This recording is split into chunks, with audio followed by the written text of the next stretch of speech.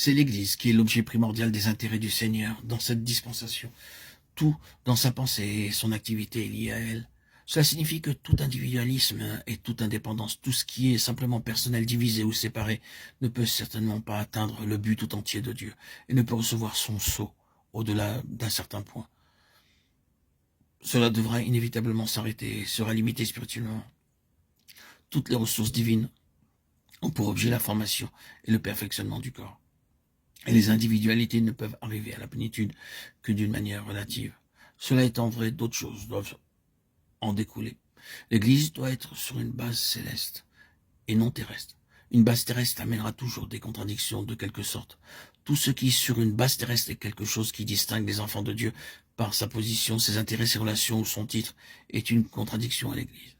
Le corps de Christ, aucune de ces choses n'a de place dans les lieux célestes, et leur existence ici-bas signifie faiblesse spirituelle, en présence des puissances spirituelles du mal, qui sont dans les lieux célestes.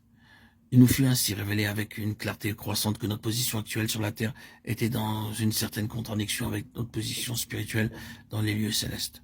Le moment arriva où il nous fallut expliquer notre expérience aux autorités qui existent, et l'issue se précipita.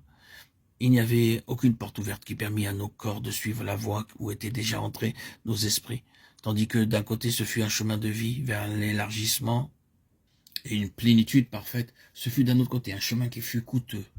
Incompréhension, fausse interprétation, faux jugement, ostracisme, mauvaise réputation s'élevèrent de toutes parts. De nombreuses portes se fermèrent et nous perdîmes beaucoup d'amis. C'est une histoire douloureuse et qui n'est pas encore terminée.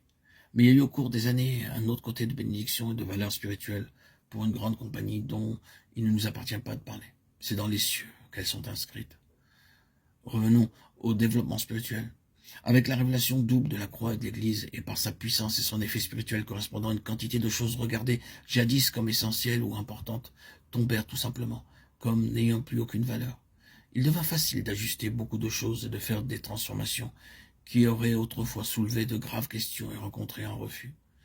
Nous découvrîmes que la croix, rendue efficace intérieurement, et une acceptation vivante de la souveraineté suprême de Christ, jointe à la conception divine de l'Église, le corps, rendait toutes choses possibles. C'est la révélation qui avait accompli en Paul ce que rien en dehors du ciel n'aurait pu effectuer, son émancipation du judaïsme. Ce que nous sommes arrivés à voir, c'est que les pensées, les intentions et les voies véritables de Dieu ne peuvent être saisies que par des croyants réellement crucifiés et ressuscités. Il est de peu d'utilité de présenter les choses divines à des croyants qui n'ont pas expérimenté la crucifixion. C'est pourquoi il faut annoncer la croix, même à des chrétiens non crucifiés. Pour nous, c'est ce que nous eûmes à faire durant 3 bonnes années avant de voir des signes réels d'un mouvement spirituel. Mais lorsque la croix fut comprise et acceptée, les changements furent étonnants. Avec la révélation de l'Église, le corps, une chose devint très réelle pour nous. C'est la nature corporative de toute chose. La vie, le travail, le ministère, l'expérience, la communion. Il n'y a rien de purement personnel, rien d'isolé, rien d'indépendant. Le corps vit et se meut comme un ensemble, et une action indépendante est un désordre. Il en est dans le corps de Christ, comme dans le corps humain. Cette conscience et ce fonctionnement du corps ont été un grand gain et ont signifié un grand accroissement spirituel. Cette vérité agit de bien des manières. Mais nous avons traité ce sujet assez complètement ailleurs.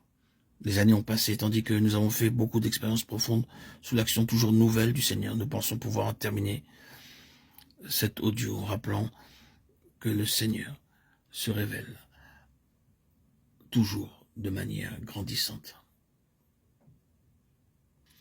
dans la plénitude de Christ. Réunir en un toutes choses dans le Christ. Éphésiens 1:10.